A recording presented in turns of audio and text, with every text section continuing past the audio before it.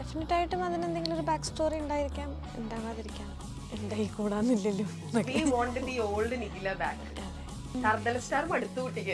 ഞാൻ തറുതല സ്റ്റാർ തന്നെയാണ് ഇപ്പോഴും. പ്രണയവിലാസം എന്ന് ആലോചിക്കുമ്പോ what is your first memory? എന്റെ ലിഗമെന്റ് പൊട്ടിയായിരുന്നു. ബസ്സൂക്കയിൽ ഇതുപോലെ വയ്യാണ്ടായില്ലേ? വയ്യാണ്ടല്ല, ആക്സിഡന്റ് ആയില്ലേ? അതെ, മിറാഷിൽ കാലൊടിഞ്ഞു. അതുകൊണ്ട് ഞങ്ങൾ അദ്ദേഹത്തെ പരിക്ക് സ്റ്റാർ. അനന്തങ്കാടിന്റെ അവസ്ഥ എന്താ? ഇറങ്ങുമായിരിക്കും, ഉടനെ ഇറങ്ങുമായിരിക്കും. ഇറക്കാതിരിക്കാൻ സാധ്യതയില്ല. ഇത് പെട്ടിയിലൊന്നും വെച്ചിട്ട് ഇവർക്കൊന്നും കിട്ടാനില്ല, അതുകൊണ്ട് എന്തായാലും ഇറക്കും.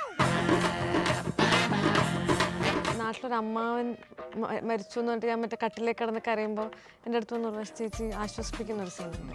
അപ്പം ഞാൻ ഈ കിടന്ന് കരയുന്നത് ഞാനായതുകൊണ്ട് ഞാൻ ആ കിടന്നിടത്ത് കിടന്നിട്ട് ചിരിച്ച് ഒരു അരമണിക്കൂർ ചിരിച്ചു. അപ്പോൾ അവസാനം ഉർവശിച്ചു മോളെ നമുക്ക് എടുക്കണ്ടേ, നീ ഒന്ന് നിർത്ത്. അത് പറയുമ്പോൾ ഞാൻ ഒന്നും കൂടെ താഴേക്ക് ആക്കിയിട്ട് രാജിന്റെ സമയത്ത് കണ്ടപ്പോൾ പറഞ്ഞില്ലേ വീട്ടിൽ നിന്ന് ഒരു ടൈം ഗ്യാപ്പ് വന്നിട്ടുണ്ട്, ഒരു 2 വർഷം. ആ 2 വർഷത്തിൽ ഇത് സംഭവിച്ചില്ലായിരുന്നെങ്കിൽ എപ്പോഴെങ്കിലും ആലോചിച്ചിട്ടുണ്ടോ? അല്ല, എൻ്റെ ലൈഫിലെല്ലാം അങ്ങനെയാണ്. ഞാൻ നോക്കിയിട്ട് എല്ലാം എനിക്ക് ചേസ് ചെയ്യേണ്ട വന്നിട്ടുണ്ട്. ഇപ്പോൾ സിനിമയാണെങ്കിലും എല്ലാം കഷ്ടപ്പെട്ട് ചേസ് ചെയ്ത് തന്നെയാണ് എത്തുന്നത്. അപ്പോൾ എന്തായാലും ചേസ് ചെയ്യുന്നുള്ള കാര്യത്തിൽ എനിക്ക് ഉറപ്പാണ്. 2 മണിക്ക് പാക്കപ്പ് ചെയ്യേണ്ട സാധനം രാവിലെ 5 മണി 6 മണിയായി. ഫുള്ള് ക്രൂ സൈലൻസ്, എന്നെ നോക്കിയിരിക്കുന്നു. ഡിക്ക് ക്ഷമയോടെ ഇങ്ങനെ നിൽക്കുന്നു. ലാൻഡായി കഴിഞ്ഞപ്പോഴത്തേക്കും പുള്ളി പറഞ്ഞു,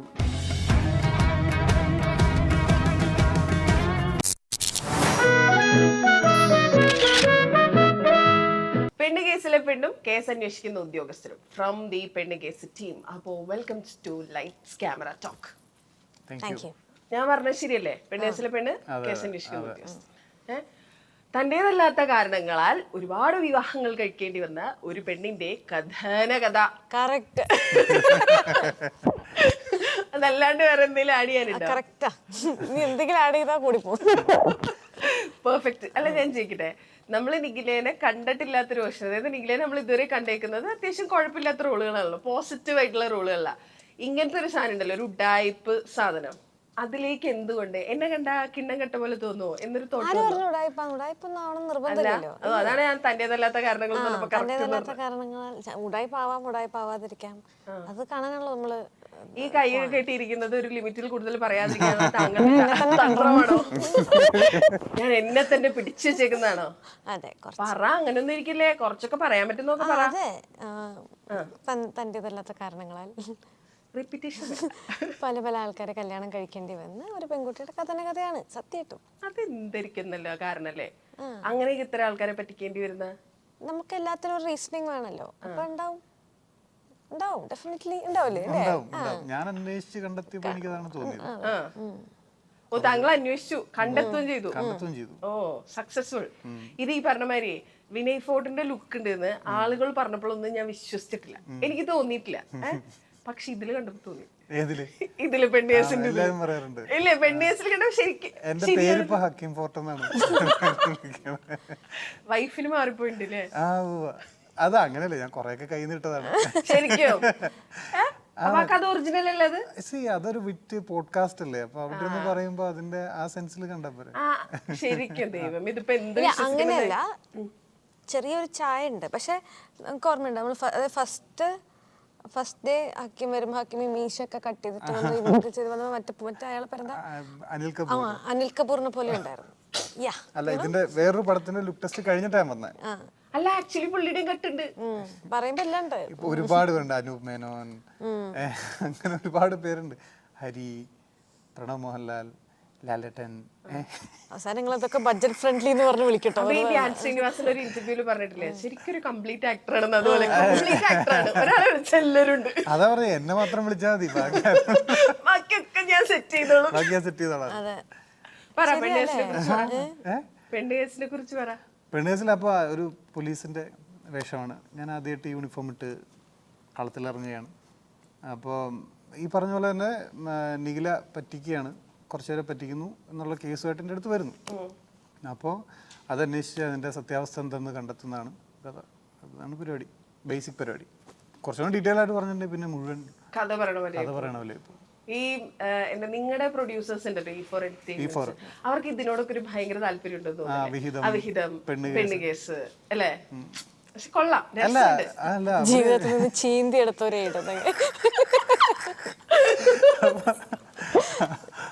പക്ഷെ ഈ പറഞ്ഞ മാതിരി അവിഹിതത്തിന്റെ പ്രൊഡ്യൂസേഴ്സ് എന്ന് പറയുന്നത് കൊണ്ട് ഈ പറഞ്ഞ ഒരു എക്സ്ട്രാ ഒരു എക്സ്പെക്ടേഷൻ ഉണ്ട്. കാരണം അവിഹിതം കണ്ടായിരുന്നോ? അവിഹിതം ഭയങ്കര രസമുള്ള സിനിമയാണ്. ആ ട്രെയിലർ കാണുമ്പോ ഉണ്ടല്ലോ അതിലൊരു ലിസ്റ്റ് പറയണ്ടല്ലോ, ഓരോരുത്തരും ഓരോരോ പേരുകള്. സത്യത്തിൽ how many husbands do you have in this cinema? I wanted the complete list. I married almost 13 people in this movie. 13 പേരോ? Yeah. മോനെ. ലിസ്റ്റിലുള്ളത് ലിസ്റ്റിലില്ലാത്തതും അത് കണ്ടെത്തിയത് പോലീസിനെ കൊണ്ട് കണ്ടെത്താൻ സാധിച്ചത് 13 പേര്. ബാക്കി ഇതുപോലെ ഉണ്ടാവും. ഈ ആ പാട്ട് ഇറങ്ങുമ്പോ പക്ഷെ അങ്ങനെ ഒരു ഭയങ്കര പാവം കറക്റ്റ് ഒരു റൊമാൻറ്റിക് നല്ല രസമുള്ള ഒരു പാട്ടൊക്കെ ആയിരുന്നല്ലോ. അതും ട്രെയിലറായിട്ട് യാതൊരു ബന്ധമില്ല. അതാ ഞാൻ ചോദിക്കണത്. അതല്ലേ അതിന്റെ സസ്പെൻസ്. ഡെഫിനറ്റ് ആയിട്ടും അതിനെന്തെങ്കിലും ഒരു ബാക്ക് സ്റ്റോറി ഉണ്ടായിരിക്കാം, ഉണ്ടാവാതിരിക്കാം, ഉണ്ടായിക്കൂടാന്നില്ലല്ലോ. We wanted the old Nigila back. This girl is holding her back. അല്ലേ? ഇതൊരു കോൺഷ്യസ് സാധനമാണ് അല്ലേ? തർദല സ്റ്റാർ മടുത്തു കുട്ടിക്ക്. ഞാൻ തറുതല സ്റ്റാർ തന്നെയാണ് ഇപ്പോഴും. പക്ഷെ ഇനി ഞാൻ തരില്ല നിൽക്കുന്നത് നല്ല ഉദ്ദേശം. അതൊരു നല്ല ഓപ്ഷനാണ്. പക്ഷെ രസമായിരുന്നു. ആ സാധനം ഒരു രസമുണ്ടായിരുന്നു. രസം നമുക്കല്ലേ അതെങ്ങനെ ഇത് ഹാൻഡിൽ ചെയ്യാ? ഞാൻ ചോദിച്ചാ ഒരു ലിമിറ്റ് വരെ അല്ല ഇത് ഒന്നും കാണലും ഈ ഇപ്പൊ ചില സമയത്ത് നമ്മള് ഇപ്പൊ ഞാൻ കമന്റ് വായിക്കാത്ത ഒരാളാ. പക്ഷെ എന്റെ ചില ഫ്രണ്ട്സ് ഉണ്ട്, ചില കമന്റ് സ്ക്രീൻഷോട്ട് എടുത്ത് നീ ഇത് കണ്ടാ എന്ന് ചോദിച്ചാൽ അയക്കും. എന്തിനാണേ എന്ന് ഞാൻ മനസ്സിൽ വിചാരിക്കാറുണ്ട്. Does that happen to you? നമ്മുടെ ഫ്രണ്ട്സാണ് നമ്മൾ ഫ്രണ്ട്സാണെന്ന് വിചാരിക്കുന്നവരെല്ലാം നമ്മുടെ ശത്രുക്കൾ. ഇല്ല, എനിക്കത് സംഭവിക്കാറുണ്ട്. പിന്നെ ശീലാവല്ലോ ഒരു പോയിന്റ് എത്തുമ്പോ. ഈ ഗെറ്റ് സെറ്റ് ബേബി ഇറങ്ങിയ സമയത്ത് അത് ഇത് തറുതല സ്റ്റാർ വേണ്ടി യാതൊരു ബന്ധമില്ല. അന്നാണ് നമ്മള് ലാസ്റ്റ് കാണുന്നത്. പക്ഷെ സിനിമ ഇറങ്ങി കഴിഞ്ഞിട്ട് നിങ്ങൾ ഈ പ്രൊമോഷനൊക്കെ പോയതിന്റെ ചെറിയ ചെറിയ കട്ടുകള്, ഒരു സൈഡിൽ അനുശ്രീ ഒരു സൈഡിൽ നിഖില നടുക്കുണ്ടി മുകുന്ദൻ. എന്നിട്ട് ഈ നിഖിലയുടെ ചില നോട്ടങ്ങളൊക്കെ വെച്ചിട്ട് ഭയങ്കര റൊമാൻറ്റിക് മ്യൂസിക് ഇട്ടൊക്കെ വീഡിയോ ഇടുവായിരുന്നു. ഉണ്ണിമുന്തം മാറിക്കട്ടെ. നിങ്ങൾ തമ്മിലൊരു കോൺവെർസേഷൻ ഉണ്ടായിട്ടോ നിഖിലയും അനുശ്രീയായിട്ട്? കുട്ടാ നീ ഇതൊക്കെ കാണുന്നുണ്ടോ എന്ന് ചോദിച്ചു. നിങ്ങൾ ഇതിനെ പറ്റി മിണ്ടിയിട്ടേ ഇല്ലേ? ഇത് ബാക്കിയുള്ളവർ മാത്രമേ മിണ്ടുന്നുള്ളൂ അല്ലേ? ബാക്കിയുള്ളവർക്ക് മാത്രമേ ഇതൊരു എന്റർടൈൻമെന്റ് ഉള്ളൂ. നമുക്ക് എന്താ പക്ഷെ ആ റൊമാൻറ്റിക് മ്യൂസിക് ഇടുമ്പോഴാട്ടോ പ്രശ്നം. ഇതേ അതേ നോട്ടം തന്നെ മമ്മൂക്കനെ ഒക്കെ നോക്കിക്കൊണ്ടിരുന്നു പഴയ വീഡിയോയിലൊക്കെ. അതിലും റൊമാൻറ്റിക് മ്യൂസിക് ആയിരുന്നു കേട്ടോ. മ്യൂസിക് ഇടാൻ നോക്കൂ, സാധാരണ ഗതിയിൽ നോക്കൂ, കറക്റ്റ് ആണ്. ശരിയാണ്, മ്യൂസിക്കിന് വല്ലാത്തൊരു കഴിവുണ്ടല്ലേ. ഉണ്ട്. ഹൊറർ സിനിമകൾ ശ്രദ്ധിച്ചിട്ടില്ലേ? മ്യൂസിക്കിലേക്ക് അതെ സത്യം ഒന്നുമില്ല. മ്യൂസിക്കിലേക്ക് ശരിക്കും ഒന്നുമില്ല. ഈ ഇത്ര സിനിമകൾ ചെയ്തിട്ടും I am still stuck in Pranayavilasam. അതായത് നിങ്ങൾ അത് കഴിഞ്ഞിട്ട് ചെയ്തിട്ടുള്ള സിനിമകൾ, അതായത് ഇപ്പൊ ബസൂക്ക് ഉൾപ്പെടെ അല്ലെങ്കിൽ നമ്മൾ ലാസ്റ്റ് കണ്ട മീശ ഉൾപ്പെടെ ഈ സിനിമകൾ, മിറാജ് ഉൾപ്പെടെ ഇത്രയൊക്കെ ചെയ്തിട്ടും എനിക്കിപ്പോഴും ഹക്കീം എന്ന് പറയുമ്പോൾ മറ്റേ ഇതിൽ പ്രണയവിലാസത്തിൽ പുള്ളി എന്നുള്ളതാണ് എന്റെ തോട്ട് പോകുന്നത്. ദാറ്റ് ഈസ് ബിക്കോസ് അതും യങ് വിനോദല്ല, ലേറ്റർ സ്റ്റേജിൽ വരുന്ന ഓൾഡർ വിനോദ്. പുള്ളിനെ കാണുമ്പോൾ നമുക്ക് കിട്ടുന്നൊരു പെയിൻ ഉണ്ടല്ലോ.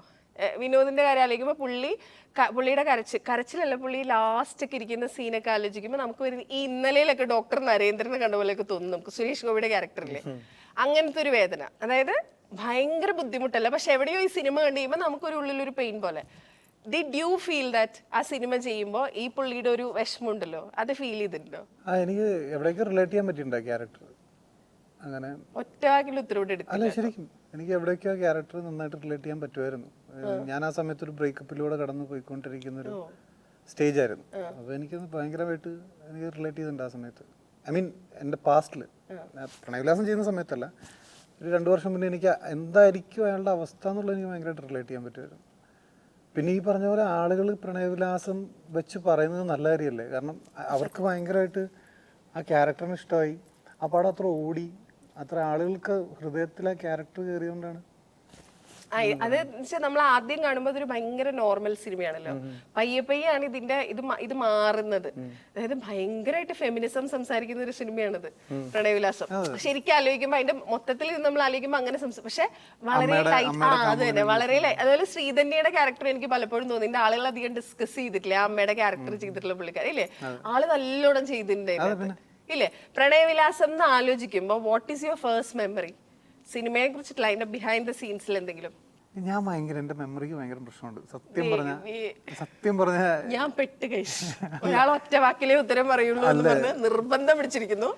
മറ്റേ അല്ല ഇപ്പൊ ഈ പറഞ്ഞ പോലെ അതിൽ ഷൂട്ടിംഗ് ഒക്കെയാണ് എനിക്ക് ഭയങ്കരമായിട്ട് ഓർമ്മ വരുന്ന ആ പ്രോസസ്സ്, അങ്ങനത്തെ കാര്യങ്ങളാണ്. അല്ലാതെ ബേസിക്കലി ഒരു സിനിമ സെറ്റിലും ആൾക്കാർ ഈ പറയുന്ന പോലെ ഓണസ്റ്റായിട്ട് പറഞ്ഞിട്ടുണ്ടെങ്കിൽ ഇത്ര വലിയ ഫണ്ണ് പരിപാടിയൊന്നും ഇല്ല. ഭയങ്കര രസമായിരുന്നു, ഭയങ്കര അയാളുടെ കൂടെ ഉണ്ടാവും, പക്ഷെ അത് നമുക്ക് പറയാൻ പറ്റുന്ന ഫണ്ണായിരിക്കും. അങ്ങനെ ആയിരിക്കില്ല. പബ്ലിക്കിന്റെ മുമ്പിൽ ഇട്ട് കൊടുക്കാൻ പറ്റുന്ന സാധനമാണെന്നില്ല. അങ്ങനെയല്ല, ഇപ്പൊ നമ്മളിപ്പം ഇവിടെ ഇരുന്ന് ചിലപ്പോ നമ്മൾ ചിരിച്ച കാര്യം പുറത്ത് അത് അവിടെ ഫണ്ണാവണമെന്നില്ല. എൻജോയ് ചെയ്താണ് ഷൂട്ട് ചെയ്യുക. പക്ഷെ ഓർത്തിരിക്കണം എന്നുണ്ടെങ്കിൽ എവിടെയെങ്കിലും പോയി വീഴണം, അല്ലെന്നുണ്ടെങ്കിൽ എന്റെ ലിഗമെന്റ് പൊട്ടിയായിരുന്നു. അതാണ് എനിക്ക് ഓർത്തിരിക്കുന്ന ഒരു എല്ലാ സിനിമയിലും ഇങ്ങനെ എന്തെങ്കിലും പ്രണയവിലാസിൽ തന്നെ പോലീസ് ഓടിപ്പിക്കുന്ന സീനിൽ ഓടി വന്ന് ക്യാമറയുടെ ബാക്കിൽ ചെറിയൊരു ചെളി ഉണ്ടായിരുന്നു. അപ്പൊ ഈ ക്യാമറയുടെ പുറകിലേക്കാണ് ഓടി പോകുന്നത്. അപ്പോൾ ക്യാമറ കഴിഞ്ഞപ്പോൾ ചെളിയിൽ കാലിടറി എൻ്റെ 3 ലിഗമെന്റ് ACL MCL LCL എന്നൊക്കെ പറഞ്ഞ സാധനം ഉണ്ടല്ലോ, അത് 1/3 ഗ്രേഡ് ടയറായി. അങ്ങനെ പിന്നെ ഒരു മാസം ബെഡ് റിട്ടേൺ ആയിരുന്നു. പക്ഷെ ഭാഗ്യം കൊണ്ട് ലാസ്റ്റ് ഷോട്ടായിരുന്നു. അങ്ങനെ അല്ല, ഈ ബസൂക്കയിൽ ഇതുപോലെ വയ്യാണ്ടായില്ലേ? വയ്യാണ്ടല്ല, ആക്സിഡന്റ് ആയില്ലേ? ആക്സിഡന്റ് ആയി വീണ് കഴിഞ്ഞിട്ട് പിന്നെ ഷൂട്ട് ഉണ്ടായിരുന്നോ? ഇല്ല, ബ്രേക്ക് ആയിരുന്നു. ഞാൻ കാരണം ബ്രേക്ക് ആയതല്ല, അന്ന് ലാസ്റ്റ് ഡേ ആയിരുന്നു. ഓ, ഭാഗ്യണ്ട്. അപ്പൊ ആളിതിന്റെ ഒരു ഭാഗമാണെന്ന് എവിടെയോ എഴുതി വെച്ചിട്ടുണ്ട്. അല്ലെങ്കിൽ പെട്ടുപോയിന് കാലൊടിഞ്ഞു. അത് പക്ഷെ ഇടയ്ക്കായിരുന്നു. ഞങ്ങളുടെ പുറത്ത് മാത്രം ഇങ്ങനെ രക്ഷപ്പെട്ടു പോയുള്ളൂ. അല്ല, ഇപ്പൊ ഭയങ്കര കെയർഫുൾ ആണ്. ഭയങ്കര അത്ര ആത്മാർത്ഥതയോടെ പണിയെടുക്കാറില്ല. അതുകൊണ്ട് ഞങ്ങൾ അദ്ദേഹത്തെ പരിക്ക് സ്റ്റാർ അതുവരെ എല്ലാ സിനിമകളിലും പരിക്കുണ്ടാവുന്ന സ്റ്റാർ. പിന്നെ ഡ്യൂപ്പിനൊക്കെ വെക്കുന്നവരെ ആലോചിച്ചിടായിരുന്നോ? ഡ്യൂപ്പൊക്കെ കിട്ടുന്ന വലിയ ആൾക്കാർക്ക് ഇവരെന്തിനാ ഇപ്പൊ ഡ്യൂപ്പിനെ ചോദിക്കേണ്ട ആവശ്യം ചോദിക്കില്ലേ? ഞാൻ ഒരെണ്ണത്തിന്റെ ക്യാപ്ഷൻ വായിച്ചതാണ് ഒരു ഇന്റർവ്യൂവിന്റെ കേട്ടോ. DQ എന്നോട് വാച്ച് യുവർ ബാക്ക് മാൻ എന്ന് പറഞ്ഞിരുന്നു എന്ന്. ഇത് മുഴുവൻ കാണാനുള്ള ടൈം എനിക്ക് കിട്ടിയില്ല. അപ്പൊ എനിക്ക് ഞാൻ ആൾക്കാരുടെ പ്രശ്നം ഇല്ല പറയണേക്ക്. അപ്പൊ ഞാൻ വിചാരിച്ചെന്ന് വെച്ചാൽ ഇതിന് മുന്നേ പറഞ്ഞൊരു കഥ വെച്ചിട്ടാണ് ഞാനത് കണക്ട് ചെയ്തത്. അതായത് ഇപ്പം ചാർലിയില് DQന്റെ ബാക്കിന് പകരം താങ്കളുടെ ബാക്കാണല്ലോ കാണിക്കുന്നത്, ആ സ്കൂട്ടറിൽ പോകുന്ന സീന്. വാച്ച് യുവർ ബാക്ക് മാൻ. പിന്നെ എനിക്ക് ഇതിനൊരു കണക്ഷൻ കിട്ടില്ല. കാരണം വെച്ചാൽ ബാക്ക് ശ്രദ്ധിച്ചോളൂ കേട്ടോ, എന്താണ് ഇനി ഉദ്ദേശിച്ചത്. അല്ല, പക്ഷെ അത് അന്ന് ആകസ്മികമായിട്ടാണല്ലോ അത് ചെയ്തതെന്നാണല്ലോ പറഞ്ഞ് ഞാൻ കേട്ടേന്നൊക്കെ വിചാരിച്ചു. ആകസ്മികമല്ല, ഞാൻ തേടിയായിരുന്നു. അതെനിക്ക് മനസ്സിലായി. പക്ഷെ ഡ്യൂപ്പായിട്ട് കയറാൻ പ്ലാൻ ഉണ്ടായിരുന്നോ? അല്ല, ഇതിപ്പോ ഒരുപാട് സമയത്ത് എല്ലാ ആർട്ടിസ്റ്റിനും എല്ലാ സ്റ്റാർസിനും ഒരു ഡ്യൂപ്പിനെ നമ്മൾ കണ്ടെത്താൻ ശ്രമിക്കും. അപ്പോൾ നോക്കുമ്പോൾ അന്ന് കറക്റ്റ് ഏകദേശം മാച്ച് ചെയ്യാൻ പറ്റുന്ന തരത്തിലായിരുന്നു എൻ്റെ ബോഡി ഉണ്ടായിരുന്നത്. ഞാൻ അത്യാവശ്യം മെലിഞ്ഞ് ആയിട്ടാണ് ഇരുന്നത്. അപ്പോൾ അങ്ങനെ ആയപ്പോഴത്തേക്കിനും വേറെ വഴിയില്ല, നമുക്ക് ചെയ്തേ പറ്റുള്ളൂ. ഞാൻ AD-യാണ്. അപ്പോൾ അങ്ങനെ ചെയ്തതാണ് ചാർലിയിൽ. പക്ഷേ ഈ വാച്ച് യുവർ ബാക്ക് എന്ന് പറഞ്ഞത് ABCD-യിലാണ്. അത് എൻ്റെ ഫസ്റ്റ് മൂവിയായിരുന്നു. അപ്പോൾ ആ സമയത്ത് ഞാൻ ഒരുപാട് എനിക്കറിയില്ല, എൻ്റെ ഫസ്റ്റ് മൂവി ഫസ്റ്റ് ഷോട്ട് രാത്രി 2 മണിക്ക് അമൃത ഹോസ്പിറ്റലിൽ ഷൂട്ട് നടക്കുന്നു. എനിക്ക് ആകെയുള്ള എക്സ്പീരിയൻസ് തിയേറ്ററിൽ ചെയ്തിട്ടുള്ള നാടകങ്ങൾ ചെയ്തിട്ടുള്ള എക്സ്പീരിയൻസ്. അപ്പോൾ എൻ്റെ ഒരു കോൺഫിഡൻസ് അങ്ങനെയാണ് സിനിമ എന്നുള്ളൊരു കോൺഫിഡൻസിലാണ് ഞാൻ പോയത്. അപ്പോൾ ഫസ്റ്റ് ഷോട്ട് എടുത്ത സമയത്ത് ഓപ്പോസിറ്റ് DQ നിൽപ്പുണ്ട്. അപ്പോൾ DQൻ്റെ സെഷനിലാണ് എൻ്റെ പോയിക്കൊണ്ടിരിക്കുന്നത്. ഒരു ഷോട്ട് ടേക്ക് ഓക്കെ ആയില്ല, രണ്ടാമത്തെ ഷൂട്ട് പോയി ഓക്കെ ആയില്ല. അങ്ങനെ പോയി 2, 3 ആയപ്പോഴത്തേക്കിനും ഫോക്കസ് കുറച്ച് കയറി നിൽക്കണം എന്ന് പറഞ്ഞു. ലൈറ്റ് വീണ്ടും പൊളിച്ച് പണിയുന്നു. അത് പോയി 10-25 ടേക്കായി. 2 മണിക്ക് പാക്കപ്പ് ചെയ്യേണ്ട സാധനം രാവിലെ 5 മണി 6 മണിയായി. എന്നെ നോക്കിയിരിക്കുകയാണ് എല്ലാവരും ഇങ്ങനെ. അപ്പോൾ ഫുള്ള് ക്രൂ സൈലൻസ്, എന്നെ നോക്കിയിരിക്കുന്നു. DQ ക്ഷമയോടെ ഇങ്ങനെ നിൽക്കുന്നു. വീണ്ടും പോവാം, 1 more പോവാന്ന് പറയുന്നു. അവസാനം എങ്ങനെയോ ലാൻഡ് ആക്കി. ഞാൻ ലാൻഡായി കഴിഞ്ഞപ്പോഴത്തേക്കും പുള്ളി തോളത്തിട്ട് പറഞ്ഞു, ശ്രദ്ധിക്കണം, വാച്ച് യുവർ ബാക്ക് എന്ന് പറഞ്ഞിട്ട് പോയി. അതായത് നിനക്ക് നീ തന്നെ ഉള്ളൂ, സൂക്ഷിച്ച് നിൽക്കണം. ലിറ്ററൽ മീനിങ് ആയിരുന്നില്ല അല്ലേ? ലിറ്ററൽ മീനിങ് അല്ല, അതായത് ശ്രദ്ധിച്ച് ചെയ്യണം ഇനി മുതൽ എന്നുള്ളത് ഉപദേശമായിട്ട് പറഞ്ഞു. ഇപ്പൊ ഇത്രയും കാലത്തെ കരിയറിലെ ഒരുപാട് സീനിയർ ആക്ടേഴ്സിന്, ഇപ്പൊ മമ്മൂക്ക് ഉൾപ്പെടെയുള്ള സീനിയർ ആക്ടേഴ്സിന്റെ കൂടെ അഭിനയിച്ചിട്ടുണ്ട്. അപ്പൊ നമ്മൾ ഈ അഭിനയം ഇത്ര പാഷനായിട്ട് കൊണ്ടു നടക്കുമ്പോൾ നമ്മൾ കൂടെ അഭിനയിക്കുന്ന സീനിയർ ആക്ടേഴ്സിനെ നമ്മൾ കണ്ടുപിടിക്കുമല്ലോ. ഈ ചെയ്യുന്ന ആക്ടിങ്ങിൽ തന്നെ അവർ ചെയ്യുന്ന എന്തെങ്കിലും കാര്യം അങ്ങനെ എടുത്തിട്ടുണ്ടോ, ഒരു ടേക്ക് അവേ പോലെ അല്ലെങ്കിൽ ഒരു ടിപ്പ് പോലെ? എനിക്ക് ചാർലി എനിക്ക് ഭയങ്കര എക്സ്പീരിയൻസ് ആയിരുന്നു. അത് പുറകേക്കും എനിക്ക് ആഗ്രഹം ഫ്രണ്ടിൽ നിൽക്കാനാണെങ്കിലും നമ്മളിത് കണ്ടുപഠിക്കുന്നത് ഇവരെങ്ങനെയാണ്, ഈ പ്രോസസ്സ് എങ്ങനെയാണ്. എല്ലാവരും പല പ്രോസസ്സിലാണ്. ചിലപ്പോൾ ഷോട്ടിന് മുന്നേ ടക്കെന്ന് പറഞ്ഞ് റെഡിയാവാൻ പറ്റുമായിരിക്കും. ആക്ഷൻ പറയുമ്പോൾ റെഡിയാവും. അതുവരെ തമാശയിൽ കളിച്ച് നടക്കുമായിരിക്കും. എൻറ്റയർലി ഓപ്പോസിറ്റ് ഇമോഷൻ ആയിരിക്കും ചിലപ്പോൾ ഡെലിവറി ചെയ്യേണ്ടി വരിക. ചിലർ ഒരുപാട് ടൈം എടുക്കും, ചിലർ ഫുൾ ടൈം ഹെഡ്സെറ്റിൽ പാട്ട് കേട്ട് അവരുടെ ലോകത്ത് ആ ക്യാരക്ടറിൻ്റെ ലോകത്തായിരിക്കും. ചിലർ വേറെ പ്രോപ്പർട്ടി വെച്ച് യൂസ് ചെയ്യുന്നത് കാണാം. ചിലർ അത് കണക്ട് ചെയ്യുന്നത് പല രീതിയിലാണ്, ഇത് ക്യാരക്ടറായിട്ട് റിലേറ്റ് ചെയ്യുന്നത്. ഭയങ്കര രസമാണ് ഓരോരുത്തർ എടുക്കുന്ന പ്രോസസ്സ് കണ്ടു നിൽക്കാൻ. How do you do that as an actor? എനിക്ക് പലതും പല പ്രോസസ്സാണ്. ഇപ്പോൾ ഞാനൊരു പ്ലേ ചെയ്യുന്ന സമയത്ത് ഞാൻ 2-3 ദിവസം എനിക്ക് പട്ടിണി കിടക്കേണ്ടി വന്നിട്ടുണ്ട്. കാരണം ആ ക്യാരക്ടറിന് അത്ര ആവശ്യമാണ് സ്റ്റേജിൽ നിൽക്കാൻ. സ്വർഗവാസിൽ ചെയ്യുന്ന സമയത്ത് ഞാൻ എപ്പോഴും എൻ്റെ അഡ്രിനാലിൻ പമ്പപ്പ് ചെയ്യേണ്ടി വരും. അതിലോട്ട് എത്തുന്ന പലതും പല രീതിയിലാണ്. ഇപ്പോൾ നോബഡി ചെയ്യുമ്പോൾ വേറെ രീതിയിലാണ് ആ ഒരു ക്യാരക്ടറിനെ നോക്കുന്നത്. അപ്പോൾ എനിക്കങ്ങനെ ഒരു പർട്ടിക്കുലർ സെറ്റ് ഓഫ് റിച്വലൊന്നുമില്ല. ഞാൻ എടുക്കുന്ന ആ സിനിമയ്ക്ക് എടുക്കുന്ന പ്രോസസ് എന്താണോ അതിലോട്ട് ലാൻഡ് ആവാൻ വേണ്ടി നമ്മൾ തന്നെ അപ്പോൾ നോക്കും. പലതിനും പലതായിട്ടാണ് എനിക്ക് തോന്നിയിട്ടുള്ളത്. ഒരു റിച്വലി ആയിട്ടൊന്നുമില്ല. ചിലർ പറയുന്നേക്കാം സ്പ്രേ അടിക്കും, ചിലരൊരു പർട്ടിക്കുലർ ക്യാരക്ടറിന് വേണ്ടിയിട്ട് മാത്രം ഒരു പെർഫ്യൂം കണ്ടെത്തും, ചിലർ സോങ് കണ്ടെത്തും. മനസ്സിലായി. ഇപ്പൊ ഇത് വർക്ക് ആയില്ലെങ്കിൽ, അതായത് സിനിമ വർക്ക് ആയില്ലെങ്കിൽ, ഇപ്പൊ നമ്മൾ അന്ന് മിറാജിന്റെ സമയത്ത് കണ്ടപ്പോ പറഞ്ഞില്ലേ വീട്ടിൽ നിന്ന് ഒരു ടൈം ഗ്യാപ്പ് വന്നിട്ടുണ്ട്, ഒരു 2 വർഷം നീ ഇതിന് നോക്കിക്കോ എന്ന് പറഞ്ഞു. പക്ഷെ ആ സമയത്ത് കൃത്യമായിട്ട് ABCD സംഭവിക്കുന്നു. പയ്യെ ഇതില് എവിടെയെങ്കിലുമൊക്കെ നമുക്ക് എത്താം എന്നൊരു തോട്ട് വരുന്നു. ആ 2 വർഷത്തിൽ ഇത് സംഭവിച്ചില്ലായിരുന്നെങ്കിൽ എപ്പോഴെങ്കിലും ആലോചിച്ചിട്ടുണ്ടോ? സിനിമ സംഭവിച്ചില്ലായിരുന്നെങ്കിൽ ആർമി പോവായിരുന്നു? സിനിമ സംഭവിച്ചെടുത്തേനെ, എങ്ങനെയെങ്കിലൊക്കെ സംഭവിപ്പിച്ചേനെ. അല്ല, എൻ്റെ ലൈഫിലെല്ലാം അങ്ങനെയാണ്. ഞാൻ നോക്കിട്ടെ, എല്ലാം എനിക്ക് ചേസ് ചെയ്യേണ്ട വന്നിട്ടുണ്ട്. കഷ്ടപ്പെടാനൊന്നും കിട്ടിയിട്ടില്ല. എൻ്റെ കല്യാണമാണെങ്കിലും എൻ്റെ ഇപ്പോൾ സിനിമയാണെങ്കിലും എല്ലാം കഷ്ടപ്പെട്ട് ചേസ് ചെയ്ത് തന്നെയാണ് എത്തണം. അപ്പോൾ എന്തായാലും ചേസ് ചെയ്യുന്നുള്ള കാര്യത്തിൽ എനിക്ക് ഉറപ്പാണ്. പിന്നെ ഈ പറഞ്ഞാൽ അത് മുന്നേ കോളേജ് കഴിഞ്ഞപ്പോൾ ഉള്ള ഡിസിഷനാണ്, സിനിമ വേണോ ആർമി വേണോ എന്നുള്ള ഡിസിഷൻ. അപ്പോൾ എനിക്ക് ആർമി പോകാൻ ഭയങ്കര ഇഷ്ടമായിരുന്നു. പിന്നെ ഞാൻ വിചാരിച്ചു വേണ്ട, സിനിമ മതി എന്ന് ഫിക്സ് ചെയ്തു. ഇപ്പൊ കംപ്ലീറ്റ്ലി ഫോക്കസ്ഡ് ആണ്. പിന്നെ സെറ്റാണ്. ഈ ഞാൻ ചോദിക്കട്ടെ, ഒരു ഹൈപ്പോത്തറ്റിക്കൽ ക്വസ്റ്റൻ ആണ് കേട്ടോ. പേര് ഇതല്ലായിരുന്നെങ്കിൽ, ഹക്കീം ഷാജഹാൻ എന്നല്ല ഷുക്കൂർ ഷാജഹാൻ എന്നായിരുന്നെങ്കിൽ സിനിമയിൽ വരുമ്പോ പേര് മാറ്റുമായിരുന്നോ? അല്ല, അത് ഒരു കോമഡി പറഞ്ഞ നിങ്ങളിതൊക്കെ കൂട്ടായിപ്പാണോ? അത് ഭയങ്കര കോമഡിയാ. അത് വാപ്പാക്ക് ഓർമ്മയില്ല പേരെന്താന്ന്. അത് ഞാൻ ഉണ്ടാക്കി കിടക്കുക. അപ്പൊ ഈ വാപ്പ പറഞ്ഞു ഹക്കീം ഷാ എന്നൊക്കെ പറഞ്ഞ ആർട്ടിക്കിൾ, നിന്റെ പേര് ഇതല്ലായിരുന്നു വരേണ്ടതെന്ന് പറഞ്ഞു. ഞാൻ പിന്നെ ഏത് പേരായിരുന്നു? അപ്പൊ പുള്ളി പറഞ്ഞു ഇങ്ങനെ നീ ഉണ്ടായി കിടക്കുന്ന സമയത്ത് പേര് കണ്ടെത്തണം എന്ന് പറഞ്ഞപ്പോ ഒരു പേരുണ്ട് കൊടുക്കണമല്ലോ കുട്ടിക്ക്.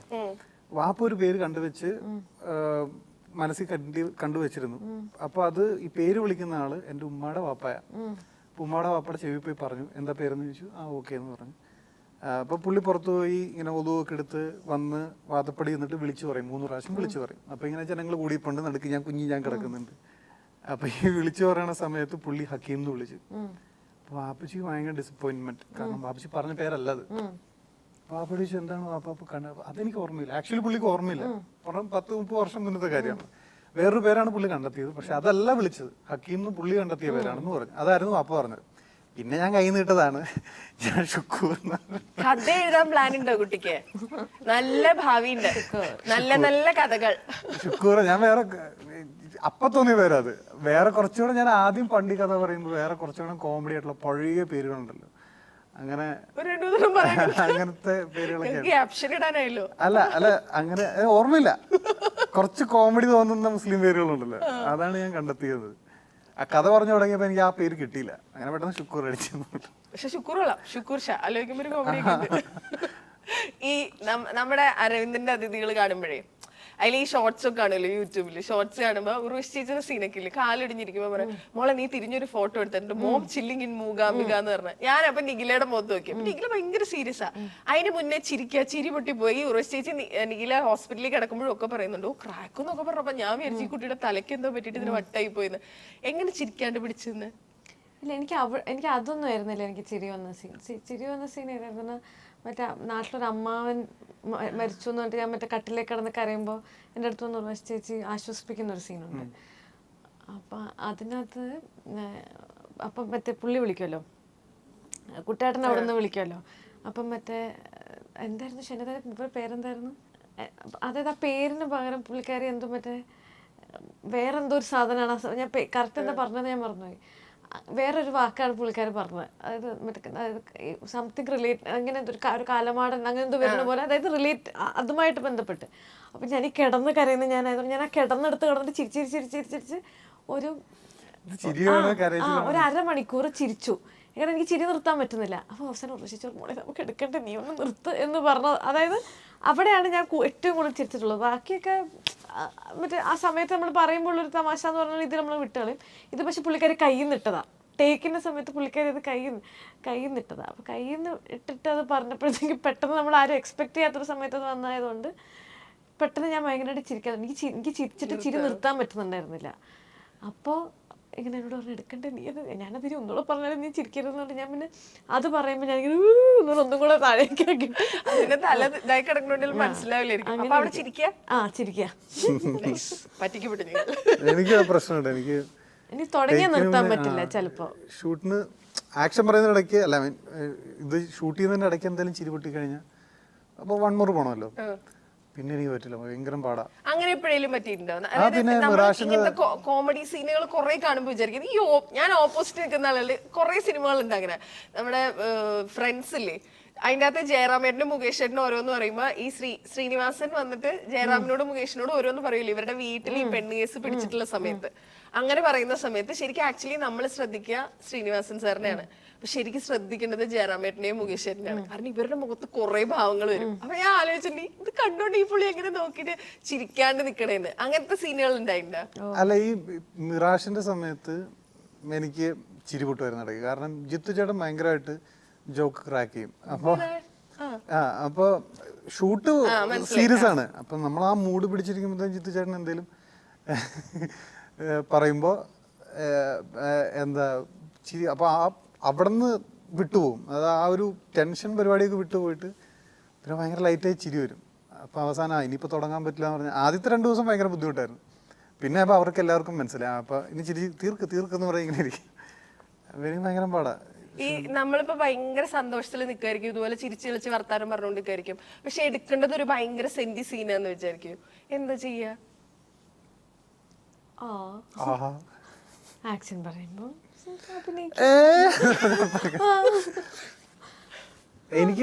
കുറച്ച് അതായത് അതിന് മുന്നേ അത്രയും വളരെ സീരിയസ് സീനാണ്, ഭയങ്കര ഇമോഷണൽ ആയിരിക്കേണ്ടതാണെന്നുണ്ടെങ്കിൽ അധികം ചിരിച്ച് കളിച്ച് തമാശ കളിക്കാൻ പോവില്ല. കുറച്ച് സീരിയസ് മൂഡ് പിടിക്കാൻ നോക്കും. പക്ഷെ ആ മൂഡ് പിടിക്കുന്ന സമയത്ത് എന്തെങ്കിലുമൊക്കെ, ഇപ്പൊ നമ്മുടെ അനൂജൊക്കെ വന്നിട്ട് എന്തെങ്കിലും ഒരു മണ്ടത്തരം കാണിക്കും. അപ്പം വരെ ദേഷ്യം വരും. പക്ഷെ ആ സമയത്തേക്ക് നമ്മൾ കുറച്ച് സീരിയസ് ആയിട്ട് തന്നെ ഹാൻഡിൽ ചെയ്യാൻ നോക്കാറുണ്ട്. ഇതിപ്പോ നമ്മൾ പെണ്ണ് കേസ് എടുക്കുമ്പോഴേ ഈ ഒരു തീം ഉണ്ടല്ലോ, ഈ ഒരു സ്കാം, വിവാഹത്തോട് സംബന്ധിച്ചിട്ടുള്ള സ്കാം നമ്മൾ ഒരുപാട് സിനിമയിൽ കണ്ടിട്ടുണ്ടല്ലോ. അതായത് ഇപ്പൊ പണ്ട് ഇപ്പൊ ബോയിങ് ഉൾപ്പെടെ വിവാഹം അല്ലെങ്കിലും ഇതുപോലൊരു സ്കാം ആണല്ലോ. ബോയിങ് ഉണ്ട്, അതുപോലെ നാനവനില്ലേ എന്ന് പറഞ്ഞിട്ടൊരു സിനിമയുണ്ട്. ഇപ്പൊ ഈ നാഗേന്ദ്രൻ ഹണിമൂൺ, കുറെ സിനിമകൾ ഈ ഒരു തീമിൽ വന്നിട്ടുണ്ട്. വാട്ട് മേക്സ് പെണ്ണ് കേസ് ഡിഫറെന്റ് എന്ന് ചോദിച്ചാൽ എന്താ പറയാ? അതൊക്കെ എനിക്ക് കുറച്ചുകൂടെ ഒരു മെയിൽ പെർസ്പെക്റ്റീവിൽ പറഞ്ഞു പോകുന്ന കഥകളാണല്ലോ. ഇത് കുറച്ച് ഇതിൻ്റെ അകത്ത് പറ്റിക്കപ്പെടുന്ന ഒരു പെണ്ണിന് എന്തെങ്കിലും പറയാനുണ്ടാവുമോ എന്നുള്ളതാണ് എന്ന് തോന്നുന്നു. എനിക്കതാണ് ഇൻട്രസ്റ്റിംഗ് ആയിട്ടൊരു കാര്യമായിട്ട് തോന്നിയത്. ബാക്കി ഇപ്പോൾ എനിക്ക് നാഗേന്ദ്രൻ ഹണിമൂണിലൊക്കെ ഈ പറ്റിച്ചു പോകുന്നത് പുള്ളി ആയതുകൊണ്ട് ആ പറയുന്ന ഫീമെയിൽസിൻ്റെ എന്താ പറയുക ഇമോഷൻസും അതൊന്നും നമ്മളെവിടെയും കാണിക്കുന്നില്ലല്ലോ. അവരെന്താണ് ഫീൽ ചെയ്യുന്നത് എന്നുള്ളതൊന്നുമില്ല. ഇതിൽ നേരെ ഓപ്പോസിറ്റ് ആണുങ്ങളാണ് പറ്റിക്കപ്പെടുന്നത്. അപ്പോൾ അവരുടെ ഇമോഷൻസ് ഉണ്ട്, പക്ഷെ അതേസമയം ഈ പെൺകുട്ടിക്ക് എന്ത് പറയണം എന്നുള്ളതും ഉണ്ട്. പക്ഷെ അതാണ് എനിക്കൊന്ന് ബാക്കി മറ്റു സിനിമകളിൽ നിന്ന് ഇതിനെന്താണ് വ്യത്യാസമാക്കുന്നത്. അത് എന്തെങ്കിലും കറക്ഷൻ കറക്റ്റ് പെർഫെക്റ്റ് എന്നൊക്കെ. ഇപ്പൊ ഇതില് പെണ്ണ് കേസിൽ നമ്മൾ കാണുമ്പോൾ ഈ പറഞ്ഞ മാതിരി കോമഡി ആർട്ടിസ്റ്റ്, അത് അജിച്ചേട്ടൻ ഉൾപ്പെടെ കുറെ ആൾക്കാരുണ്ട്. നമ്മൾ സ്ക്രീനിൽ കണ്ടാൽ തന്നെ നമുക്ക് ചിരി പൊട്ടുന്ന കുറെ ആൾക്കാരുണ്ട്. ഇപ്പൊ നമ്മൾ പറഞ്ഞതുപോലെ നിങ്ങളുടെ ഷൂട്ടിന്റെ സമയത്തുണ്ടായ എന്തെങ്കിലും കാര്യങ്ങൾ തലയിലുള്ളത് ഓർമ്മയുണ്ടോ? ഇല്ല. ഇതിപ്പോ നിങ്ങളിത് എന്ത് മനുഷ്യന്മാരാണ്. സത്യം പറഞ്ഞ എന്താ എങ്ങനെയാണ് അങ്ങനെയൊന്നും ഓർമ്മയില്ല എനിക്ക് സത്യമായിട്ട്. അങ്ങനെ ഇതില്ല. ഇപ്പൊ എന്താ പറയാ, ആരെങ്കിലും എന്തെങ്കിലും പറഞ്ഞാൽ ചിലപ്പോ എനിക്കത് ഓർമ്മയില്ല. ആക്ച്വലി അല്ല, ഇതിപ്പോ രാവിലെ 7 മണിക്ക് വന്ന് രാത്രി 9 വരെ ഷൂട്ട് ചെയ്യുന്നു. ഇവര് താമസിക്കുന്ന സ്ഥലങ്ങൾ വേറെ, നമ്മൾ താമസിക്കുന്ന സ്ഥലങ്ങൾ വേറെ. രാവിലെ ഓൺ സ്പോട്ടിൽ ലൊക്കേഷനിൽ വന്ന് വരുന്നു, അവരുടെ ജോലി കൃത്യമായിട്ട് ചെയ്യുന്നു. ഷൂട്ട് കഴിഞ്ഞിട്ട് അവർ പോണു. കാരണം അവർ ഭയങ്കര ബിസി ആൾക്കാരാണ്, അവർക്ക് വേറെ ഷൂട്ടുണ്ട്. ഞങ്ങളെ പോലെ വെറുതെ അവിടെ ഇരുന്ന് വർത്താനം പറഞ്ഞിരിക്കാനുള്ള സമയം അവർക്കില്ല. ഫസ്റ്റ് അല്ല, ആക്ച്വലി എനിക്കൊരു ഫൺ കഥ ഉണ്ട് പറയാൻ, പക്ഷെ അതെനിക്കിപ്പോൾ പറയാൻ പറ്റില്ല. സത്യമായിട്ടും പറയാൻ തോക്ക് തരാം പക്ഷെ വെടിവെക്കാൻ പറ്റില്ല എന്ന് കുട്ടിയോട് പറഞ്ഞ പോലെ. ശൂലത്തിന്റെ കഥ പറഞ്ഞായിരുന്നു, പക്ഷെ അത് പറയാൻ പറ്റില്ല. പറ്റില്ല. അതെന്താ പറയാൻ പറ്റാ? പറ, കൊള്ളൂല്ലെങ്കിൽ നമുക്ക് edit ചെയ്താലോ. ഇല്ല, അത് കൊള്ളൂലാത്തോണ്ടല്ല, അത് പടത്തിൽ വരും. അപ്പൊ പിന്നെ നിങ്ങൾക്കൊരു പടത്തിനെ ബാധിക്കുന്ന സാധനം. ഇപ്പൊ പെണ്ണേഴ്സിന്റെ ഭാഗമായിട്ട് കുറെ ഇതുപോലത്തെ റിയൽ ലൈഫ് സ്കാമുകൾ നിങ്ങൾ കണ്ടിട്ടുണ്ട്, നിങ്ങൾ ആ കഥകൾ കേട്ടിട്ടുണ്ടെന്നല്ലേ. കൂട്ടത്തിൽ നിന്ന് നിങ്ങൾക്ക് ഭയങ്കര രസമായിട്ട് തോന്നി, അല്ലെങ്കിൽ കേട്ട് കഴിഞ്ഞപ്പോ ഇങ്ങനെയൊക്കെ ചെയ്യോ എന്ന് തോന്നിയിട്ടുള്ള ഏതെങ്കിലും സ്റ്റോറീസ് ഉണ്ടോ? നമ്മുടെ സെറ്റിൽ ഒരു ചേട്ടൻ ഉണ്ടായിരുന്നു, പുള്ളിക്ക് ഇതുപോലെ ഒരു സ്കാം നടന്നുണ്ട്, വിവാഹ തട്ടിപ്പ്. പുള്ളിക്കാരി ഇതുപോലെ പുള്ളിനെ മാട്രിമോണിയൽ അങ്ങനെ എന്തോ വഴി പറ്റിച്ച് ഇതായതാണ്. പിന്നെ ഇപ്പൊ ഈ അടുത്തൊരു ചേച്ചീനെ ആൾക്കാർ പിടിച്ചു. അതായത് ഞാനീ പടം കമ്മിറ്റ് ചെയ്തിട്ട് കുറച്ചാളായി. ആ കമ്മിറ്റ് ചെയ്തപ്പോൾ തൊട്ട് ഇങ്ങോട്ട് ഇത് നമുക്കിനി കൺവിൻസിങ് ആവില്ലേ എന്ന് വിചാരിച്ചിട്ട് ഇതിന്റെ ഡയറക്ടർ ആഴ്ചക്കാഴ്ചക്ക് ഇതുപോലത്തെ ഒരു കേസ് അയച്ചു തരും. കണ്ടത് അവിടെ പിടിച്ചു, ഇത് ഇവിടെ പിടിച്ചു. അതായത് ഇത് റിയൽ ലൈഫിൽ നടക്കുന്നുണ്ട്, ഇഷ്ടംപോലെ നടക്കുന്നുണ്ട്. നോർത്തിൽ കൂടുതലുണ്ട്, ഇവിടെയും ഉണ്ട്. നല്ലൊരു സ്കാം അല്ലേ? അതായത് അങ്ങനെ നല്ലൊരു സ്കാം അല്ലേ ഉദ്ദേശിക്കുന്നത്? അവരെ സംബന്ധിച്ച് അവർക്ക് നല്ല അധികം ആൾക്കാർ ഇത് റിപ്പോർട്ട് ചെയ്യില്ല, നാണക്കേട് വിചാരിച്ചിട്ട്. അതിപ്പോ ആൾക്കാരെ പറ്റിക്കാൻ ഭയങ്കര എളുപ്പമാണ്. പൈസയും സ്വർണ്ണമൊക്കെ ആയിട്ട് അങ്ങോട്ട് മുങ്ങാം, അങ്ങനത്തെ അങ്ങനെ സാധനങ്ങളൊക്കെ ഉള്ളതുകൊണ്ട് ആൾക്കാർക്ക് അത് എന്താ പറയാ ഇൻട്രസ്റ്റിംഗ് ആയിട്ടുള്ളൊരു സ്കാം ആയിട്ട് അവർക്ക് ഫീൽ ചെയ്യുന്നുണ്ടാവും. കാരണം പെട്ടെന്നൊന്നും അങ്ങനെ പിടിക്കപ്പെടില്ല. വലിയ എമൗണ്ട് ഒന്നും പോണില്ല, വലിയ എമൗണ്ട് ഒന്നുമില്ല. അങ്ങനെ 10,000, 20,000, 30,000, 50,000 മാക്സിമം. അല്ലെങ്കിൽ ഇപ്പൊ ഒരു കുറച്ച് 50,000 ഇപ്പോഴത്തെ കാലത്തെ ആൾക്കാർ എന്നാ പോട്ടെ മിണ്ടണ്ട ഈ പറ്റിക്കുന്നത്. പിന്നെ ഈ 35 എബോവ് ആയിട്ടുള്ള ആൾക്കാരാണ് ഭയങ്കരമായിട്ട് കല്യാണം കഴിക്കാൻ ഡെസ്പറേറ്റ് ആയിട്ടുണ്ടാവുന്ന ആൾക്കാരല്ലേ. കല്യാണം നടക്കാതെ അല്ലെങ്കിൽ ഫസ്റ്റ് മാരേജ് കഴിഞ്ഞ് ചിലപ്പോൾ അത് ഡിവോഴ്സ് ആയി പോയിട്ടുള്ള ആൾക്കാർ, അങ്ങനെയുള്ള സെക്കൻഡ് മാരേജ് ഒക്കെ നോക്കുന്ന കുറച്ച് ഡെസ്പറേറ്റ് ആയിട്ടുള്ള ആൾക്കാർക്കാണ് കൂടുതലായിട്ടും ഇങ്ങനത്തെ സ്കാമുകൾ നേരിടേണ്ടി വന്നിട്ടുണ്ടാവുക. പക്ഷെ അത് ഈ പറയുന്ന പോലെ അതൊക്കെ നാട്ടുകാർ നാടക്കേടെന്നൊക്കെ വിചാരിച്ചിട്ട് ചിലപ്പോൾ ആരും അത് പുറത്തും അറിയുണ്ടാവില്ല. പക്ഷെ ഇഷ്ടംപോലെ നടക്കട്ടെ, ഇഷ്ടംപോലെ നടക്കുന്നുണ്ട്. കറക്റ്റാണ്. ഇതുവരെ എല്ലാം ശരിയാണ്.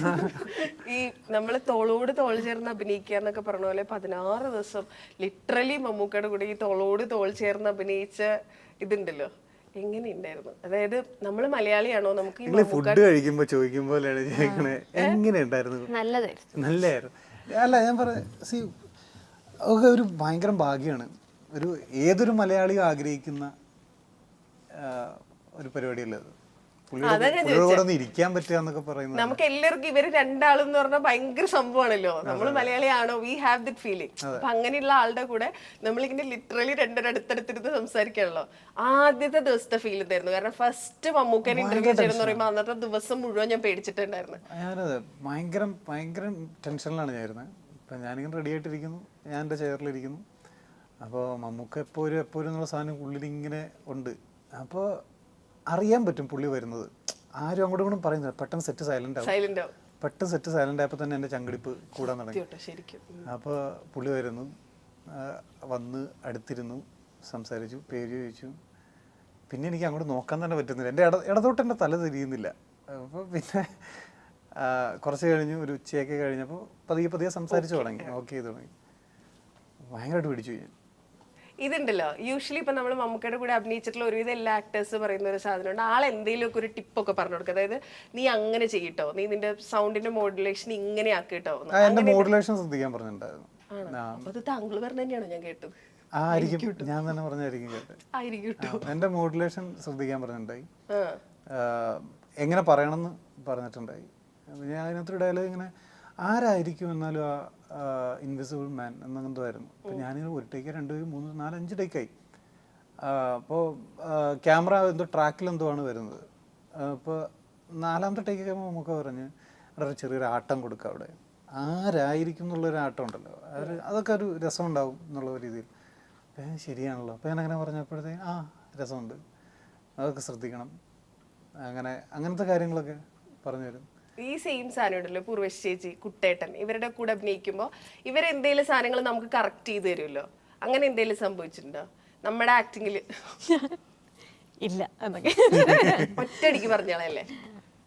അല്ല എനിക്ക് ഓർമ്മയില്ല. Come back Nikhila. അല്ല സത്യമായിട്ട് ഓർമ്മയില്ല. സത്യമായിട്ട് ഓർമ്മയില്ല. അതിലെവിടെ ഒരു ആത്മാർത്ഥത ഞാൻ കാണുന്നു. എനിക്ക് ഓർമ്മയില്ല. അനന്തങ്കാടിന്റെ അവസ്ഥ എന്താ? അതും എനിക്കറിയില്ല. ഇറങ്ങുമായിരിക്കും, ഉടനെ ഇറങ്ങുമായിരിക്കും. ഇറക്കാതിരിക്കാൻ സാധ്യതയില്ലല്ലോ. ഇതിപ്പോ ഈ പടം നമ്മൾ പെണ്ണുകേസ് എന്നാണെന്ന് എക്സാക്ട് ഡേറ്റ് പറയാൻ പറ്റുമല്ലോ നമുക്ക്. ഇറങ്ങും, എന്തായാലും ഇറങ്ങും. ഇത് പെട്ടിയിലൊന്നും വെച്ചിട്ട് ഇവർക്കൊന്നും കിട്ടാനില്ല, അതുകൊണ്ട് എന്തായാലും ഇറക്കും. ഡെഫിനറ്റ് ആയിട്ട് ഇറക്കും. ചെറുതായിട്ട് ഫോമിലായി വരുന്നുണ്ട്. നോബഡിയോ? നോബഡി ഷൂട്ട് കഴിഞ്ഞിട്ടില്ല. കഴിഞ്ഞിട്ടില്ലേ? ഇല്ലില്ല. അപ്പൊ അത് എപ്പത്തേക്കാ പ്ലാൻ ചെയ്യുന്ന? ഷൂട്ട് കഴിയാൻ. അല്ല ഷൂട്ട് കഴിയല്ല, റിലീസ് അടുത്ത വർഷം. ആദ്യം ഷൂട്ട് കഴിയണ്ടേ? ഞാൻ ഉദ്ദേശിച്ചത് നമ്മളിപ്പോ ഒരു സാധനം തുടങ്ങുമ്പോൾ നമ്മൾ പറയല്ലോ നമുക്ക് ഏറെക്കുറെ ഇന്ന സമയത്തേക്കാണ് നമ്മൾ ഇതിന്റെ റിലീസ് പ്ലാൻ ചെയ്യുന്നതെന്ന്. എനിക്ക് തോന്നുന്നു അങ്ങനെയൊക്കെ ഉണ്ടെന്നുണ്ടെങ്കിൽ എനിക്ക് തോന്നുന്നു കുറച്ചുകൂടെ ഈ സൂപ്പർ സ്റ്റാർ സിനിമകളൊക്കെ ആയിരിക്കും. അതായത് Pongal release, Onam release, Deepavali release എന്നൊക്കെ പറഞ്ഞ പ്ലാൻ. അല്ലാത്തതിനൊന്നും അങ്ങനെ നല്ലൊരു ഡേറ്റ്, ആരും വേറെ പടം വരാത്ത ഡേറ്റ് അങ്ങനെയൊക്കെ നോക്കിയിട്ടായിരിക്കും ആൾക്കാർ പ്ലാൻ ചെയ്യണ്ടാവുക. വലിയ ക്ലാഷ് വരാത്ത ഡേറ്റ് അങ്ങനെയൊക്കെ ആയിരിക്കും. നമ്മളീ പറഞ്ഞ പെണ്ണേഴ്സ് നല്ല വിൻഡോ നോക്കിയിരിക്കുകയാണ്, ആരും ഇല്ലളിയാ. ഞങ്ങൾ റെഡിയാണ്.